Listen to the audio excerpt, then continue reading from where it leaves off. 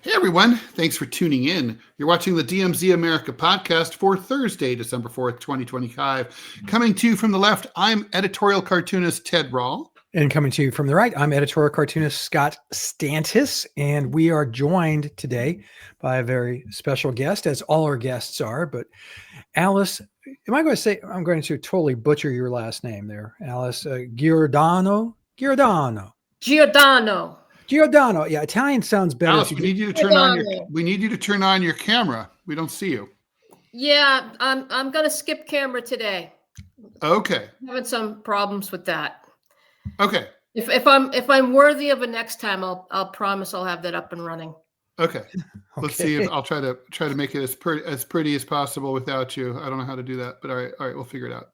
We'll work it out. Anyway, Alice is the current reporter for Newsmax. She's a former reporter for Epoch Times, the Boston Globe, and the AP. She's a monthly columnist for the Boston Broadside, contributor to the Federalist and American Thinker.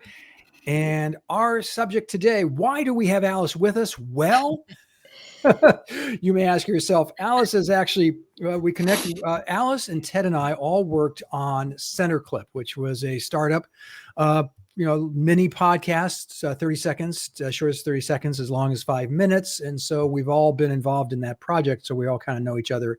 At least we know each other's voices. Now we know two of our faces. And apparently Alice is a round thing with a icon of a person in the middle of her.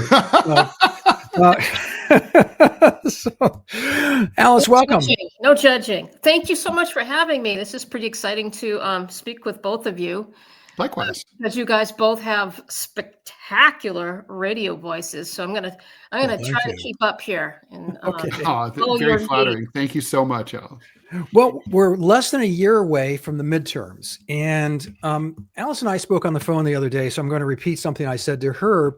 And that is, I have one degree. It's from the California Republican Campaign Management College. I got it in the late 70s, and everything I learned is now wrong.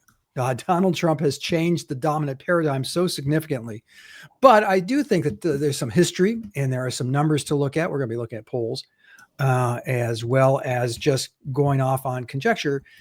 Alice, I will start with you. A year out, we are looking at midterms. The Democrats are licking their lips, chomping at the bit. I don't know what other metaphor I can throw out here. But they're salivating. They are they think they got it, but drooling. Ted this will not surprise you if you know Ted is a contrarian and has a contrary view of because. Oh yeah. And I know that you do. So why don't we just start and say, okay, it is now, election night 2026. Bum, bum, bum, bum, bum, bum, bum, bum, bum, bum. You have to have all the theme decision 2026. And so what are we looking at? Let's start with our predictions and we'll walk them back and say why. Yeah. You want me to start off there? Yes, please. You're the guest. You're on the hot seat. Well, thank you so much. Oh my goodness. Yeah, I can feel it already on my face. Now we really wish we had a camera. Tough question because as you've been seeing, the landscape is moving faster than ever, right? One week, everybody hates Trump. Next week, they love him. And now it's every other day, right? It's, if he does something good one day, they hate him. If he does something bad, they vice versa, whatever. But that being said, you're putting me on the eve of the midterm elections. And I think it depends on what state we're talking about. Overall, unfortunately, I think if things keep going the way things are going in the Trump administration, we are not going to see a red wave, which I would like to see. As both of you gentlemen know, I'm a conservative, but I'm not a mega loyalist. And I think there's a lot of people out there that are trading in their red hats. I think they're pretty disconcerted with Trump. And I think even if things don't turn around, I think we're going to have to see some drastic turnarounds in order for us to see a red wave and not a blue wave. I'm really concerned. I'm even concerned in my neck of the woods with New Hampshire. I'm a New Englander. I have a lot of experience covering New Hampshire politics. I don't think Sununu, even though he's a rhino, he's the best, best thing they've got in terms of a Republican right now. And I don't think he's necessarily a shoo-in. I mean, you got Goodlander, lined up with that group, and frankly, I think she's a loose cannon, and I think she's got some high potential. So that's sort of my prediction. So Alice, what about that? What about? I'm sorry, go ahead, Scott, if I may, I just want to elaborate a little bit on that. And so, Alice, what do you attribute, the problems in the GOP to? What's dragging? What do you think is going to be the drag for 26? I think that the main drag is the way Trump is acting. And I don't mean just calling reporters bad names. I just think he's showing himself to be a little overly globalist. I think people are. They can get out the biggest broom in the world and try to sweep Epstein under the rug. It's not happening. Voters are going to hold that against him. There's no question in my mind. I think people are really bothered by the lack of explanation about these jets going to Saudi Arabia. What was the Crown Prince doing at the White House?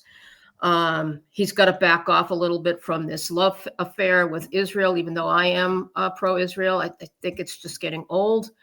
And I just think that he needs to go back to being presidential for everyone, including people he doesn't like. I think he's on the right track with illegal immigration. I think that's the only thing that he's been consistent on. But I think if he doesn't get back and he doesn't get down to business with the American economy and the average American voter, I think it's going to be a domino effect in the wrong direction for Republican candidates in midterm. Yeah, I couldn't agree more. I think that his ignoring domestic policy and pulling what I call a George H.W. Bush on inflation, saying, "Oh, there's no such thing. The economy is great." Well, you and I and Ted all live in the real world. We have to buy groceries, we buy coffee, we do all that stuff, and we know that ain't true. It's far from true. And you can't keep saying that it's okay, and that's one thing That's what Joe Biden. That's what Kamala Harris and Joe Biden did, and it's why Trump won and they lost. Explain. Yeah. Don't tell the American people that they're too fucking stupid to understand their own financial situation. Voters do not like to be told they're stupid, even when they are stupid. And when it comes to this, they're not being stupid. They're right. Inflation is sky high. Prices are bad. I mean, I think to me, the thing that's dangerous, and this is, a threat actually to anyone who's an incumbent in the current economy, right? It's not necessarily a Republican problem. It's just a incumbent problem. Is that there's no solution on the horizon that's credible. I mean, when Republicans say we're going to deport our way into lower housing costs, I'm sorry, I don't believe them. Yeah, I think you're right, Ted. And I think the one common term I think that we all can agree on is extremism.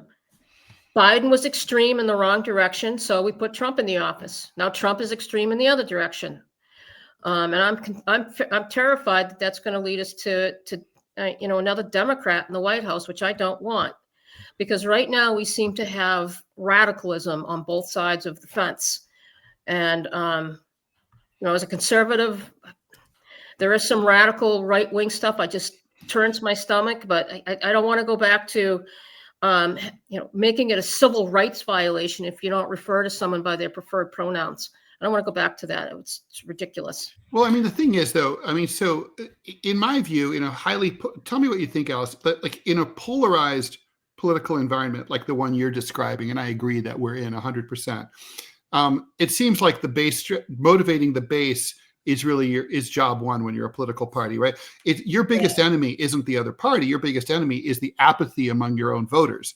And we saw that with the Bernie Sanders voters who didn't turn out for Hillary.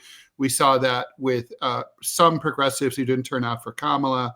And I'm wondering, is that the threat for Republicans in the 1 to 3 years from now? I don't know. Scott and I talked about this, and I think, Scott, I kind of want to throw this at you because I think you have a leg up on this based on our last conversation. Is To some degree, yes, but I think the bigger problem is the Republicans. They talk a big talk. Like, look at what this guy that killed the young woman from Ukraine on the Irina Saturska. They got out there and they're like, this means war. We're gonna put this judge in jail. Blah blah blah. Nothing's gonna happen to that judge. They're not gonna this Jails Act that Randy Fine introduced isn't going to go anywhere. Or if it does go anywhere, it's going to get watered down. Or it's not going to get enforced. So I think it's, But that's only red meat. That story does not exist on CNN or MSNBC. True. Or I should say, but NBC now. But that's the problem, though. We live, I say it all the time, we live in a situation where on the left, I think, no disrespect, but I think we have a mentally ill cult that's running the Democratic Party. And then on the right side, we have a bunch of throttle bottoms, useless elected officials that do nothing but collect a paycheck. And then it's stuck in the middle is the rest of us, the people paying the bills who are trying to, figure out how they're going to put their kids in college, get that second home. Some of them can't even get the first home. And the government keeps getting richer and richer. In America, the boss, the people who are supposed to not be the public servants have been turned into the public servants. It's crazy. I think there's an opening here. Sorry, Scott, I want to hear what you have to say about this too. I mean, I think there is an opening for a realignment that is more, that goes from where we've been at to that looks more like populist versus corporatist, that looks more like nationalistic versus globalist. And I don't know if we can get there, but I feel like that's where the public is. That's where the voters are and why they're frustrated with the choices that are being offered to them. Well, absolutely. I mean, the Democratic split, I think, is more significant than the Republican split. And here's why. Because, old people like me who have Democratic friends, in fact, I'm married to one, have a very different view of governance and going forward than the 40 and younger, 35 and younger crowd. That seems to not have a strong, in my opinion, a strong sense of history or how socialism often doesn't really work. But, then that's a debate to be held in the public square. But the Democratic Party, I don't know that that's a bridge that can be crossed. I mean, you guys tell me, can a Democratic Party that has a big tent, and I think that's fantastic. I grew up in a world where the Republican Party had, Jerry Ford's and Bob Dole's, but it also had Ronald Reagan's and Barry Goldwater's. And the Democratic Party did the same. They had George Wallace and they had George McGovern. And that can work, and it can be a full-throated debate within that party. There's no middle here that I can glean, especially on the Democratic, only because the Democratic side seems to be more defined this way. And going forward, coming to my point when I introduced this segment, the Democrats, they're excited and happy and thrilled at what's coming up, but you got to stand for something. Alice, you talked about cost of living. Ted, you talked about inflation. Neither party has a serious approach to this. I mean, housing is one of those. We had a housing crisis in 1947, when the servicemen came back from World War II. What do? We loosened the market up and let the market do what the market does best. They built a crap ton of homes, and it solved the problem in 9 months. No one is talking like that right now. You got to get rid of the damn tariffs because they're idiotic economics and they're idiotic policy. And I don't like paying. And they're probably going to be declared unconstitutional, right? We'll see. I mean, that's always been the one that I've felt that. I don't think there's anything unconstitutional about the tariffs, and I think we're jumping the gun on the tariffs. I mean, after all, the IRS is a pretty young organization, and we function pretty well, actually much better without them than we do with them. I don't think that's the problem. I've always said I'm inconsistent. I think the problem is the government itself and the way it treats itself. It's always first. It's always before the American voter. It's always before the American taxpayer. I think we've got. Basically, our political leaders are the Pied Pipers. That's what they are. And one group of, swallows their Pied Pipers, to the river, right? Or up to the mountains, And I think that's the problem. And I think the voters have to change their spots to some degree, but these sort of issue-based discussions should flip. I think they should segue over to what to do, not about abortion, not about illegal immigration, not about the economy, what to do about our government. It's horrible. I mean, what the hell is Elon Musk doing in the White House, off and on again, telling us that all these illegal immigrants should go home, which I agree with, and yet where is he from? So the hypocrisy is really hard to battle when it's on your side of the fence too, right? Mm-hmm.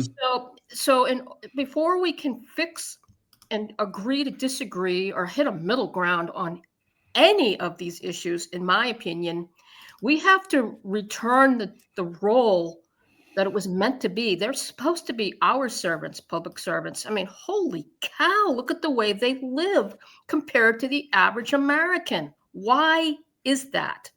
Correct. I would say, just to throw this out, Marjorie Taylor Greene, not a rare example, but the example I'll use, comes into office, net worth of around $750,000. She's announced that she's leaving and retiring with a net worth of over $20 million in 5 years. Crazy. Yeah. That's the stock market hasn't been that good. Well, if you know what's coming, it's been good, but it's not that good. If you know what's coming, it's been fantastic. If you know before everybody else. And it's not just her. It's obviously Nancy Pelosi has made hundreds of millions of dollars in her tenure in the House. That's unconscionable. In the legislation they're trying to put forward now, that you should not be allowed to trade stock, period, if you hold office in the United States Congress. I agree with that.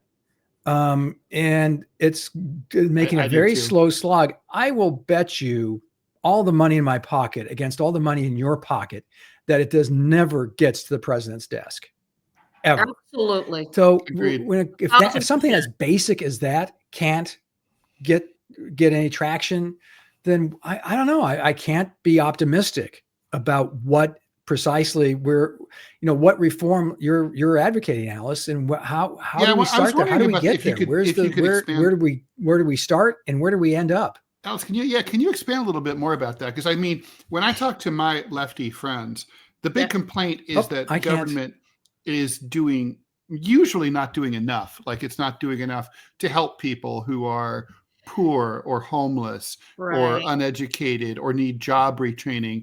It's not that the government, I mean, yes, also that the government is maybe intrusive, like it's spying on us and stuff like that. Well, I mean, I don't know if we all agree on what government should be doing. Well, I think, now you're hitting on what I think defines the distinction between the two parties, the traditional distinction that has been lost. As a Republican, that's exactly why I'm a Republican. I believe in small government. I don't want big brother. I want people to take care of themselves. I'm tired of the whiners. I'm tired of the gimme girls and boys.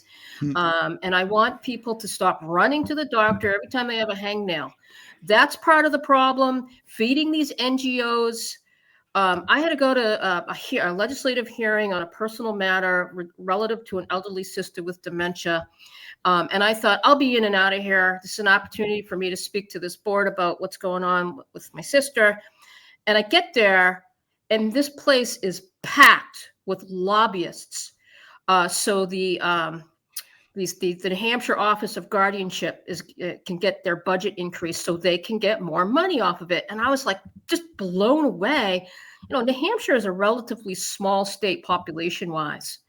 And I'm like, oh my God, there's got to be 100 lobbyists here.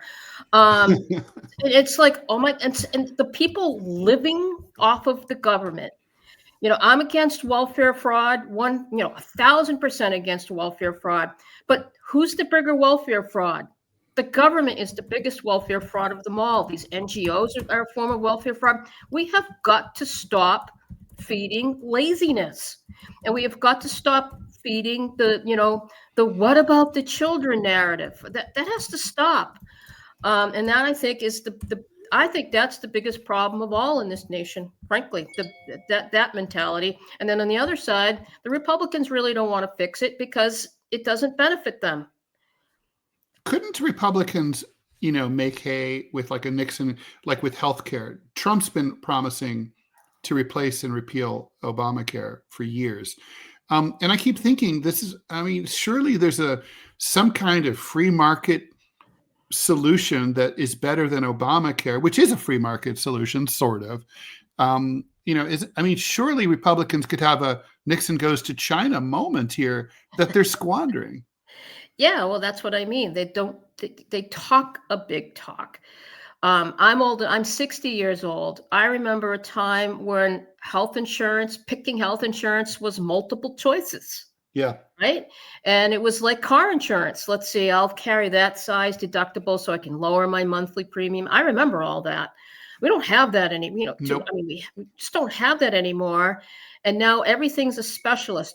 Try making a appointment with a specialist by just picking up the phone and calling their office. It doesn't work that way anymore. You have to go through 3 or 4 hoops to just get to that, get that spent. Why? We're not stupid. God gave us our bodies for, immune systems, and we have a brain and common sense, and we're pretty tuned in, I think, to some extent. It's not like, I've been throwing up for 7 days and I just want to go to a specialist. This is the stuff that people have the right to do. And we've taken away personal freedoms. I frankly don't think America is a free country anymore. I think we're being controlled by the government. Alice, do you think there's an ability to do you think that there's like sort of a nationalist populist lane where left and right could get together, where people who think that basically governments, like my theory is that government's job should be to think about the top problems that afflict the average American and try to figure out solutions to fix those problems. And like right now, the American people are telling us they're really worried about their ability to pay bills. And we can argue about like, hey, do we need lower prices? Do we need higher wages? Do we need both? How do we get there? But do you think that we can get out of the DNR silos and maybe rejigger this thing, or are we just locked in due to inertia and the Electoral College? I think if you take away all the fat money that we hand out left and right, the answer is yes, because then we're all on the same level playing field.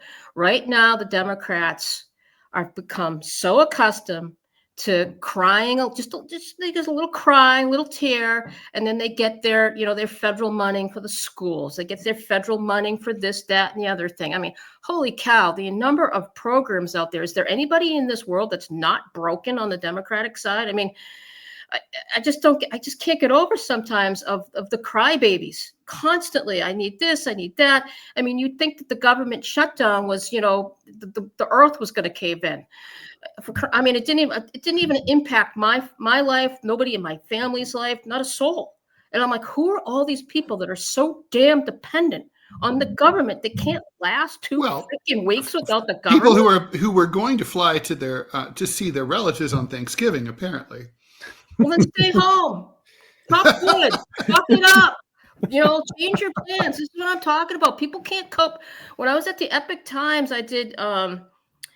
I'm sorry, it wasn't the Epoch Times. I think it was when I just started with Newsmax. Actually, I did what I thought was a pretty good story for the magazine about how young America has no coping skills left because they've never been told no. And this is the one thing that I think they were, when Trump got elected and they came out of the gates with Doge, nobody cared about Elon Musk's background. We're like, hey, fine. You want the billionaire to gut the federal government? We were good with that because we're thinking he's got no stake in the game. Great candidate to do that, right? And I think that the mega movement was really proud of itself. And for that matter, I think there was a silent majority in the Democratic Party that might have been quietly cheering them on. But it stopped. It didn't go anywhere. And it frankly now feels like it was a gaslit distraction to some other things that the Republicans had as bigger goals. I don't know. What do you think, Scott? I love the idea. You guys can hear me okay? Yeah. Perfectly. So we had this problem last week. So one of our guests we couldn't hear him. So So we'll have to have anyway. I thought Doge was a great idea. It's one of those ideas that come forward. Alice and I've spoken on this podcast about the joy of Calvin Coolidge.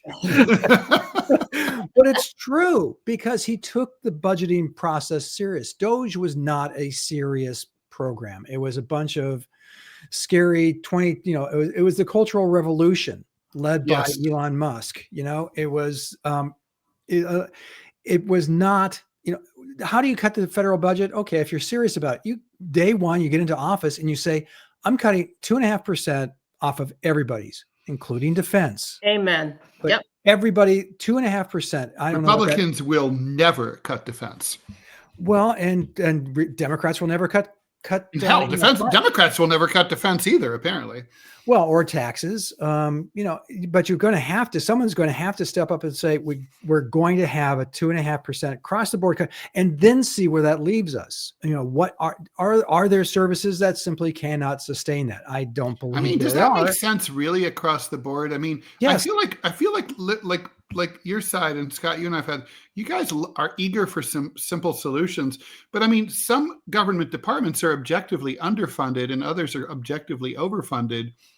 Doesn't it make more sense to, go after them based on that? It does. And I think coming back to the we'll call it the Coolidge principle of going through the budget line by line, but mine is draconian in the sense that, it's a thump. It's a 2.5%. But let's face it. If someone went to Pentagon is not going to miss that 2.5%. I get that, Alice and Ted and I. If someone came to us and said we have to cut your budget by 2.5%, we wouldn't like it, but we'd live. But we'd live. We'd go, okay, well, gee, that means one less coffee a week or something. Whatever it amounts to. This argument, though, Ted, that there's underfunded government. To me, that's like the 20% coupon, like that. Bed Bath and Beyond. So, you'd have to be stupid not to understand that, it would have like this it's good for these couple of days. So for those couple of days, they just marked everything up 20%. But, they thought they were getting 20% off, right? The coupon holders. There's no such thing, in my opinion, as an underfunded government department. It's just they will overbloat their expenses. So when they cut, they can cry that they're now underfunded. That's how I think the entire government is. Well, and we've put up with it and put up with it. And we have only ourselves to blame because Democrats, they had a chance to not have Trump in office, but they didn't want anybody else but Biden. I don't think we have only ourselves to blame for anything that goes wrong in a system with two parties. The people don't have choices. It's not like anybody's coming in and offering anything different. I mean, I think what's very frustrating is we pay some pretty high taxes. It's not Western Europe, but we pay high taxes, and we're not getting a lot, right? I mean, the schools are crappy. Go to an inner city school in Baltimore. It's like, you're going to be like, where's the money going? Go to, go look at military housing and base housing for soldiers. Again, crappy. Where's the money going? And nobody can tell you. Yeah, it's all going to the administrative paychecks. And you did have a choice. This is the whole problem with politics. Dean Phillips, he's a smart guy. They wouldn't even give him the time of day. In fact, not only would they not give him the time of day, they tarred and feathered the guy who went from being one of the most respected Democrats, right? He was one of the most respected Democrats in Congress to being like, some kind of misfit. That's how he was owed an apology for sure. For sure. But did he get it? No. Instead, they wanted to put this man suffering from dementia back in the White House desperately enough, right, to beat Trump. Well, if you're so desperate to have the country run the way you'd like to see it run, then you give somebody like Dean Phillips a chance. So, you have if you want to have a democracy, if you want to have a democratic process in your party. Republicans are much better at that than Democrats. Republicans don't put their fat, greasy thumbs on the scale during the primaries the way that Democrats do.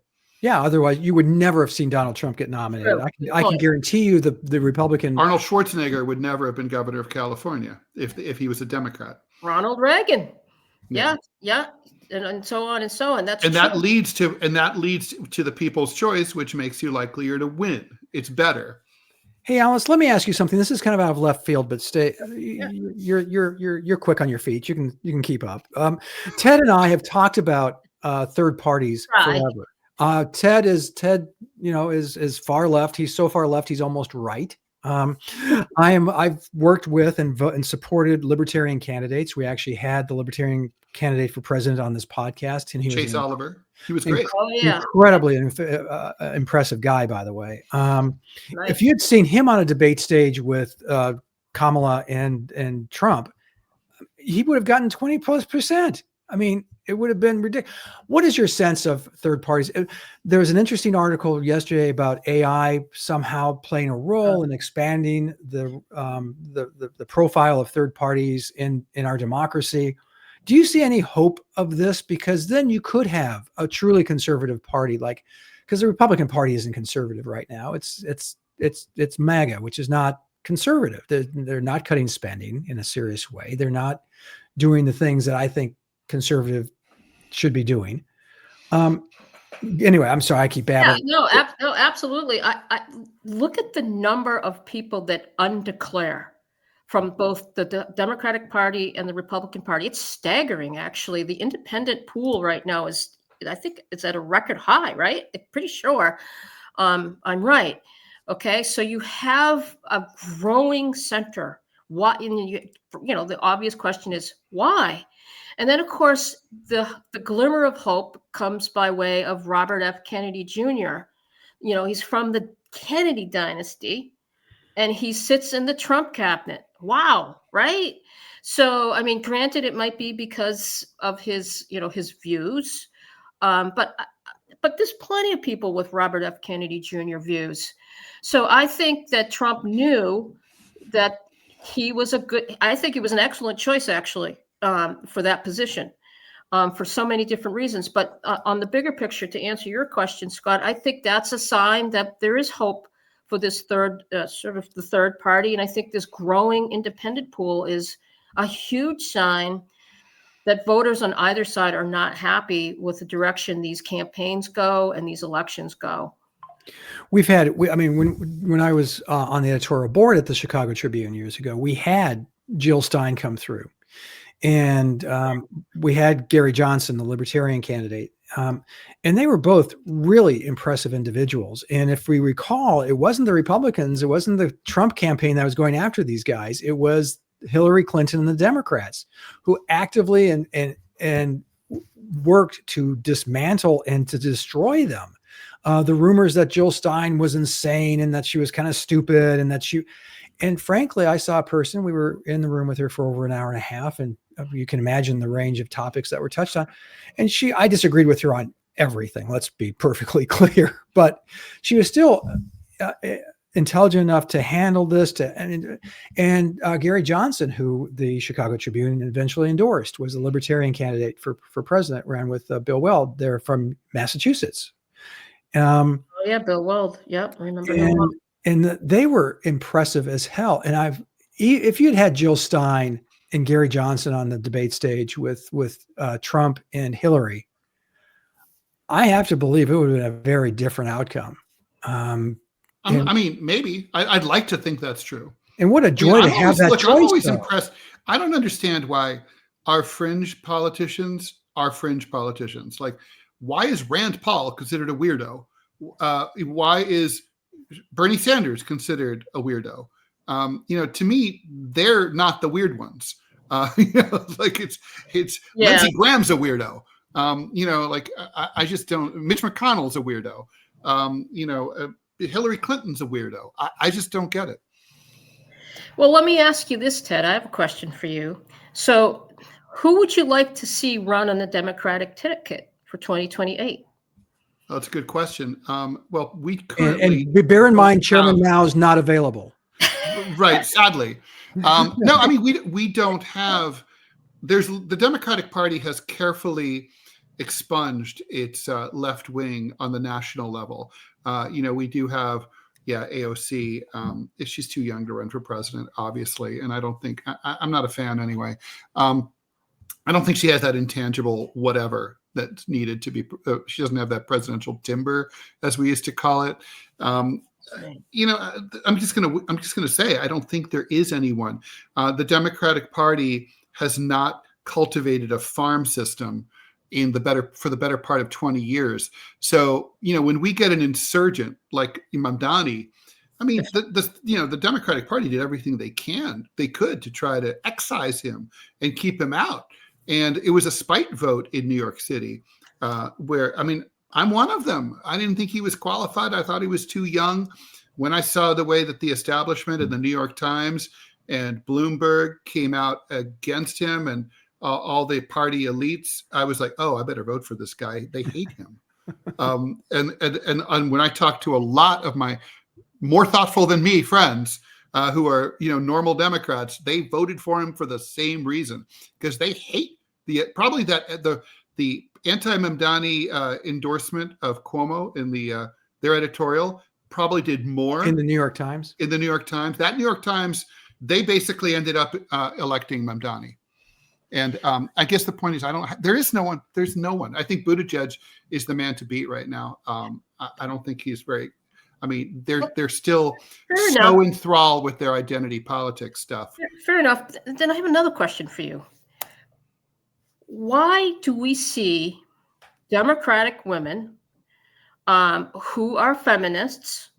And I'm a conservative feminist, by the way. I guess I hate the label feminist, but for reference purposes. I remember when feminism wasn't left versus right. Exactly. And, you know, that's, you know, another issue happy to discuss. But just, you know, for reference purposes, you have, you know, liberal women who, you know, don't embrace, you know, the pro-life narrative. They don't embrace the traditional housewife narrative, right? Mm-hmm. And yet we see them out in the streets chanting, "Bring on Shira law," right?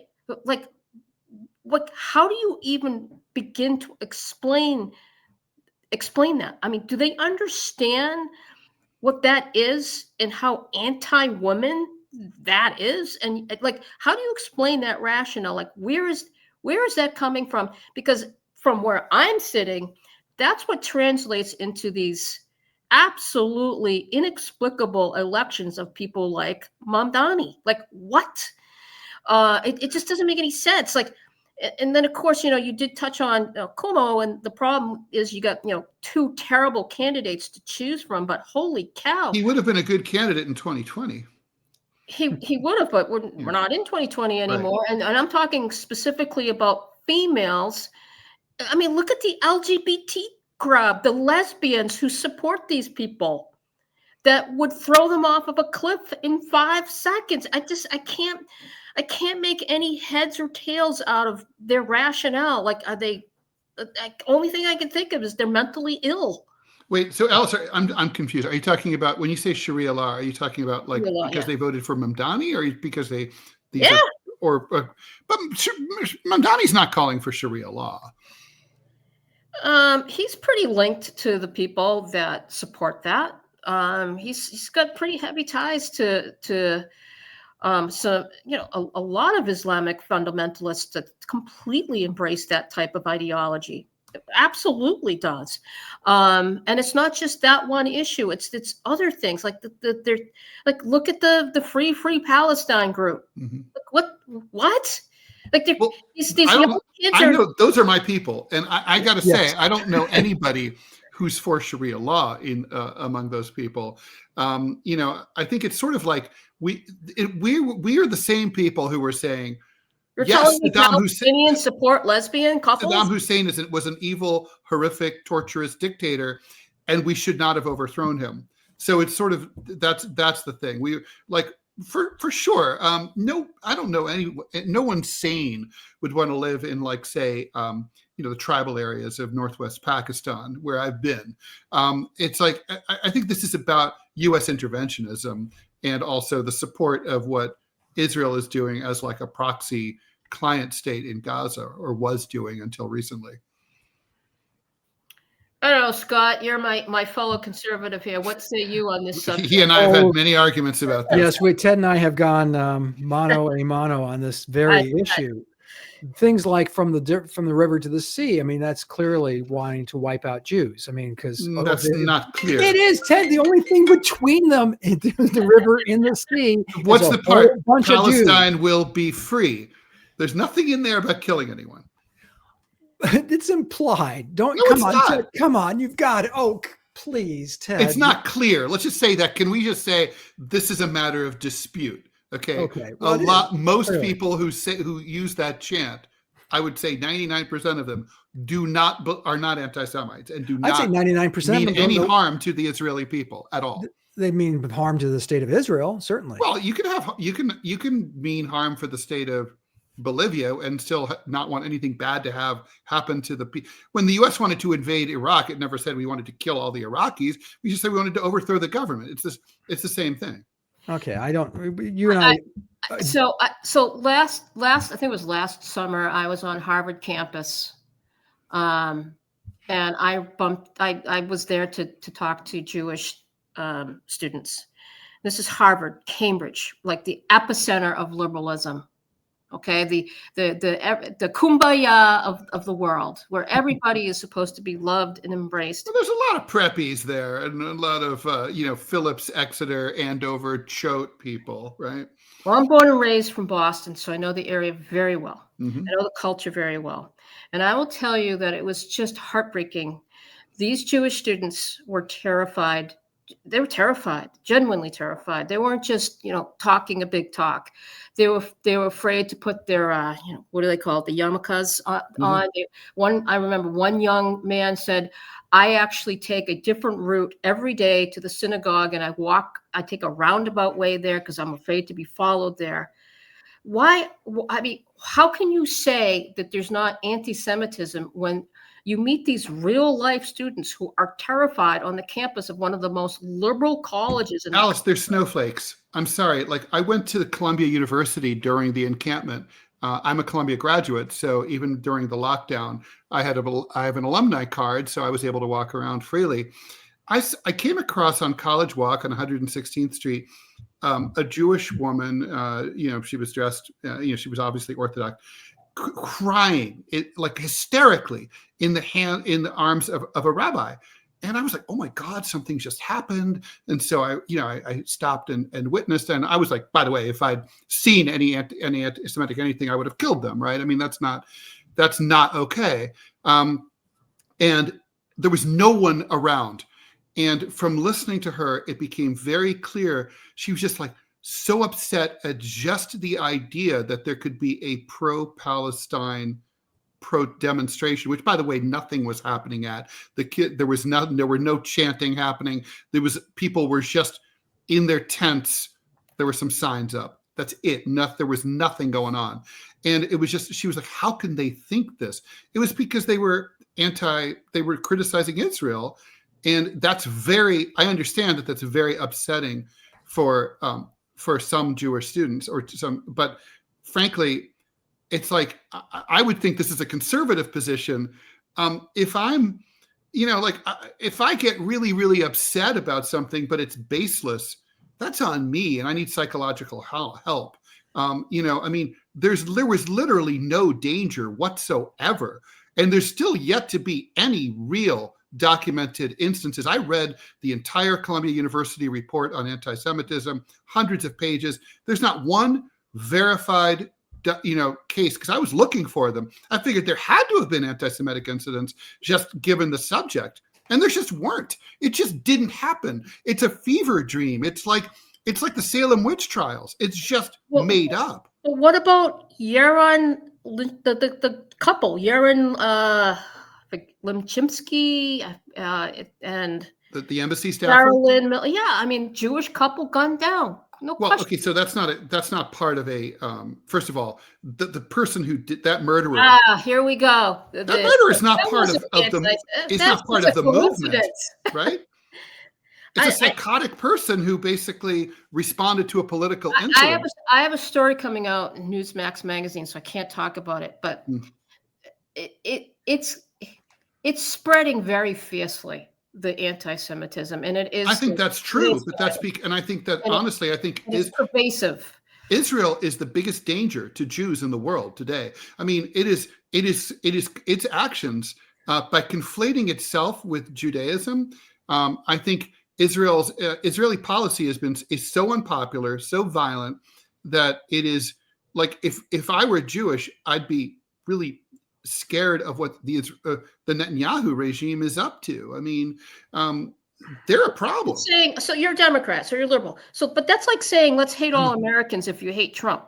That's how it comes across to someone like me. Or on the flip side, when Biden was in office, let's hate all Americans, if you're from another country because you've got this crazy president in office. Well, I don't believe in anything like that. I don't. World leaders suck. I think, for whatever reason, because they're, government, elitists. But that being said, there is no question an anti-Semitic tone that has pervaded this country, and the world for that matter. And for the life of me, I don't understand it. I'm a Catholic. I'm a Roman Catholic. I sent all three of us are here. Yeah. I sent my daughter to Temple Israel for preschool. She comes down the stairs at the age of like 4 with this badass crucifix from her grandmother around her neck. And I'm like, you're not going to school with that, are you? Like, oh yeah, I am. Madonna. And they were, long story short, they were so kind. We were the only Catholics in this Jewish school. They were so kind to us and so welcoming of us and so tolerant of us. And I've never had any kind of bad experience with Jewish people that would even me neither give me rise to not like them simply because they're Jewish. Me neither. I think it's I do blame groups like the ADL, which used to be a legitimate civil rights organization. They have been pounding away at saying that if you're anti-Israeli, you're anti-Jewish, that anti-Semitism and anti-Zionism are the same, and they're not the same. And there's lots of people who are I know lots of anti-Zionist, very devout Jews, lots. So they're not the same. And these groups that keep arguing, including the Israeli government, which is far right, to say that they're the same, that's dangerous. That's dangerous shit, because it's like, well, that means if you're saying that it's all the same, then you're basically validating anti-Semitism, because I think it's an attempt to sort of say, don't be anti-Semitic. If you don't want to be anti-Semitic, you can't support Israel. So stop criticizing Israel. People aren't going to do that as long as the military campaign that we have seen over the last 2 years, whether you agree with this or not, the voters have concluded they don't like it. Okay, nobody likes what they've seen. That's why the polls are in the toilet for it. And it's part of the reason that Kamala lost the election, is that she didn't go away. Yeah, from but it. behind the scenes, Ted. Yeah, exactly. Behind the scenes, she's been pressuring Bibi, right? So the point is that, so the thing is that by conflating the two, then you're drawing people. Oh, okay. Well, if you want me to be anti-Semitic, then I'm anti-Semitic. It's disgusting. And if you have half a brain, you should be able to criticize Israel without criticizing, without being anti-Semitic. Oh, I 1,000% agree with you. And that, free speech and, versus, protected speech versus, the Supreme Court, I think, got it right. When they said what defines protected speech is when it, flows over into support, inciting violence. That's when protected speech stops under the First Amendment. And we have seen groups incite violence. It's no different than the Ku Klux Klan. There's a difference between thinking Black people are inferior to you and wanting to hang them. It's like a huge difference, right? Sure. I mean, look, just yesterday, the president said horrible shit about Somali Americans, right? Oh my God. So if someone shoots a Somali tomorrow, it is on them, okay? But it's also true that the president incited some stuff. That's a fair argument for sure. But we've also had, why did these school teachers who showed up after the brutal assassination of Charlie Kirk, shows up in a government-funded classroom wearing T-shirts celebrating his murder, and they still have their jobs. Some of them were fired, yes, but only a few of them. See, I think it's possible to say that, like, personally, I was horrified by Charlie Kirk's murder. And I think it's possible to, and by the way, anybody who makes a living, talking about politics in a public sphere should not be, is really kind of, for selfish reasons alone, should not be into the normalization of political violence, right? Right. But I was horrified by it. He was a young man. I mean, it was horrible.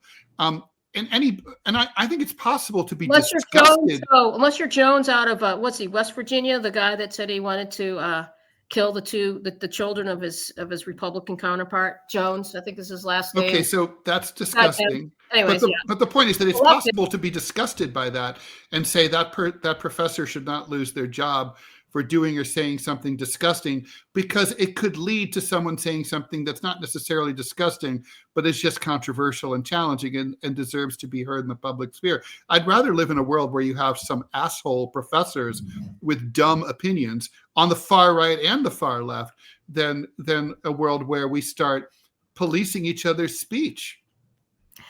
Not when it comes to my kids in your classroom. I mean, they had, they banned the cell phones in the classroom, right? Because they said it was distracting the teachers. It was. Did you notice how many videos there were on social media of all these teachers calling Trump all sorts of names and inciting violence against Trump? They don't have those videos anymore to put on social media because they took the kids' cell phones away from videotaping them. So, there's always sort of seems to be an ulterior motive to protect those that go beyond protected speech rights, in my opinion. And that's, if you've ever lectured, though, as a guest lecturer at a college, outrage when people said, too bad the guy in Butler, Pennsylvania missed. I mean, there wasn't just one or two people that said that. There were a ton of people that said that. Why weren't the Democrats outraged by that? Why? That they should be outraged by any violence. And why, for that matter, do we never see conservatives walk up to a table and flip it over and spit at people like they do when Turning Point shows up on campus? Let me just say that as a lefty, I've had my fair share of political violence, threats of violence from the right. I've had to, and I'm not going to enumerate them here, Scott. Yeah.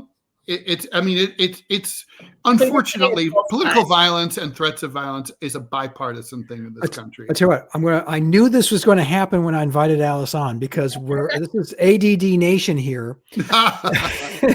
We're supposed to. We've got like 8 minutes left, but I do want to come kind of circle back to the original point of the conversation.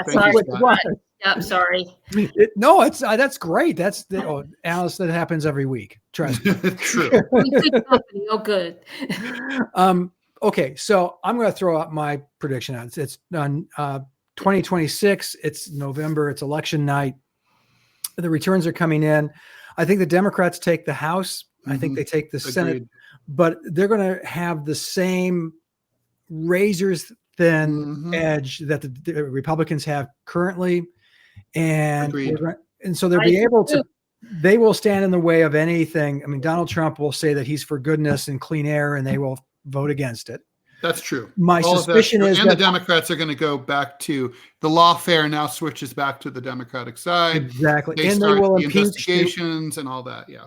They're impeached Donald Trump like within the first week for sure of being sworn in, which would be 100%. And that's not how you govern. It's retarded. It'll make us crazy. So, guys, your predictions. No, I agree with you, and this is where I side actually with the Democrats. As soon as the Republicans got into the to cold, they started to say, "Well, the Democrats did it. Well, the Democrats did this." That's not how you lead. No. You don't lead by using what your enemy did as an excuse. You lead by saying, "Okay, we're not going to follow that playbook." So that's how you break the pattern. Yeah, exactly. So that's where I'm really hopeful that there'll be an alignment to some respect on that. But I 1,000% agree with you, Scott. I think you're spot on. I'm not so sure about the Senate, but I'll agree with all the rest. I think you're right about the Senate too. Yeah. And it's going to be a whisker of both sides, and it's going to be then nothing will get done. Which, frankly, Alice and I are just fine with. My connections in Washington say that Republicans, at the White House, they're well aware that they have under a year to get anything done, and they know that after that there ain't nothing going to be happening. No. Yeah, I agree. Absolutely. So, outlook wise, totally aligned. A lot of executive orders going to be coming out. I mean, they always do. It's a sad statement, really. We actually have a few minutes left, and Alice, you asked Ted who he'd like to be the Democratic nominee, and he artfully didn't answer. Preparing for my career in Washington. Yeah. How about you, Scott? There's no Republican out there that I am super impressed with right now.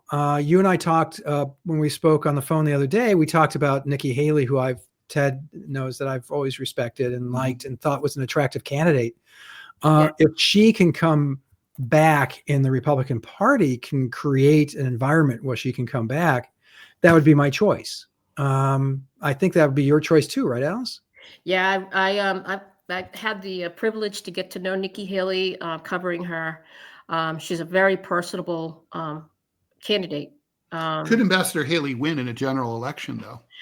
Well, that depends on the misogyny that's pervading this country right now. If they can look past the fact that she's a female and just see her as a candidate, yeah, I do think she could. Absolutely. I think Hillary Clinton and I'm sorry. I mean, I know I'm an old white guy here. I think Hillary Clinton and Kamala Harris both blamed sexism and misogyny, but I got to say, not on the Democrats. They could have won. They could have been better candidates. This is the one thing that I have to take for the Republicans have a misogyny problem. I think when it comes to the mega movement that they have to fix.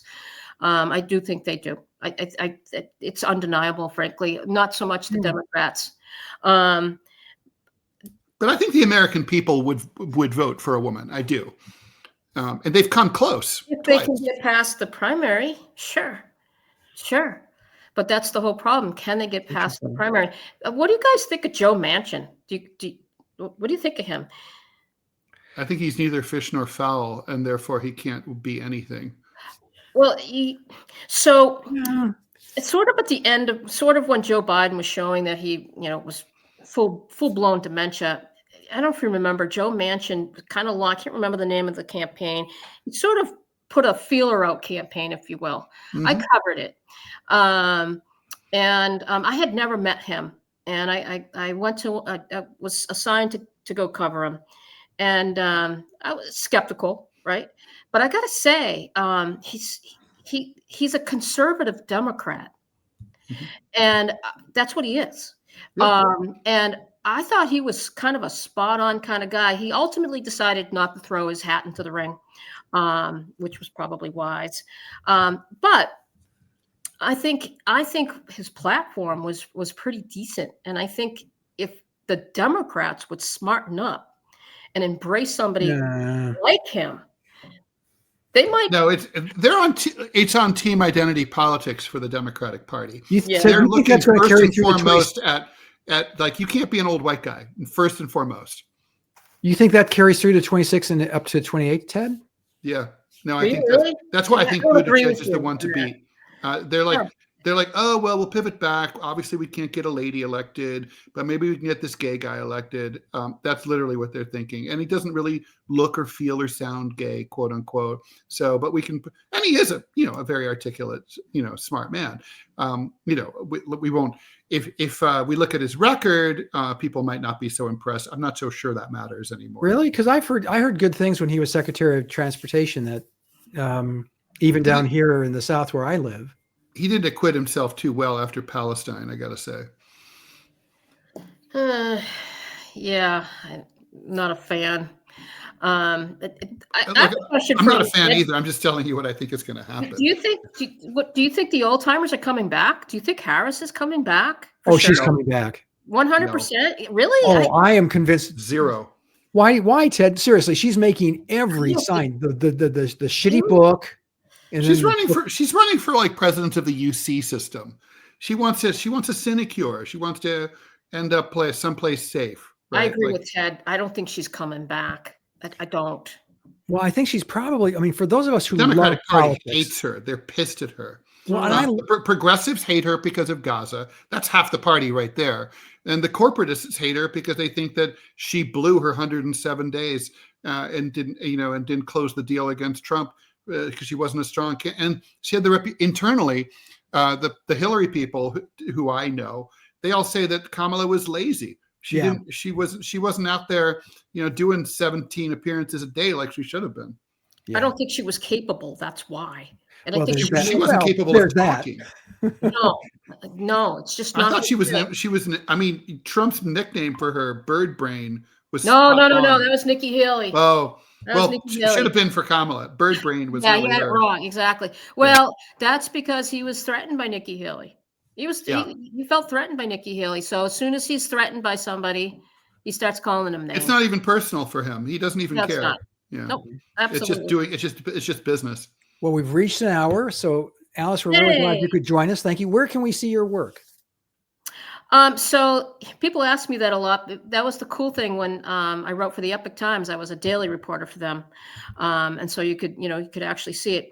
Newsmax Magazine. I'm contracted to write strictly for their magazine right now, and that's completely paywall subscription based. So you have to get a subscription for that. Well, there's good stuff in there. I'm a paid subscriber. I'm really proud of the work that I do for them, and the magazine's doing very, very well. And I'm proud to be a player in growing that. What about your column for the Boston Broadside? Type in my name, Boston Broadside. It'll come up. We're trying to grow that. I also kind of an editor at large. It's a Boston-based newspaper. It's the only conservative newspaper really in New England, in my opinion, the true conservative newspaper. Lonnie Brennan, who is the publisher, works super hard. And he's got some big player, even though it's a small newspaper, he's got some big players watching his newspaper. So it's a good outlet to watch for. And then I'm working on some projects, some sort of column-based projects that if they come to fruition, I'll let you know. Okay. So, okay. Alice, thanks so much. Oh my gosh. Thank you guys both. Absolute it was fun. privilege. Yeah. I'd love to do it again. So keep me in mind, and you guys show your face next time. Absolutely. That's why I did it. So you'll have to bring me back so I can next time. Alice. Thank you so much. Honored to be in your presence. Thanks. It was a real pleasure. All right. So that was Alice Giordano of Newsmax Magazine. And thank you so much to her for joining us. We are here on our new regular time, Thursday, 11 a.m. Eastern time, every single week. We'll be back next Thursday, December 11th at 11 a.m. Please also, a little bit of housekeeping news. Tomorrow morning, Deprogram with Ted Rall and John Kiriakou will just be Ted Rall and Scott Stantis sitting in for the funeral attending John Kiriakou, who will be playing the role of Vice President of the United States tomorrow, because that's apparently all they do. Thanks everyone for joining us. Now we enter the audio entertainment portion of the show, and if you've been watching the show for a while, you kind of know what we're about to suffer through. As we enter into the triple Arctic vortex that's descending on North America. That's true. It's going to be 0 degrees where I live tonight. Okay. My God. Okay. So Bye, here Scott. we go. Side is frightful, but the company's so delightful. As long as we've no place to go. Let it snow, let it snow, let it snow and freeze my balls off. Let it snow, let it snow, let it snow and freeze my balls off. Let it snow. Bye, everybody.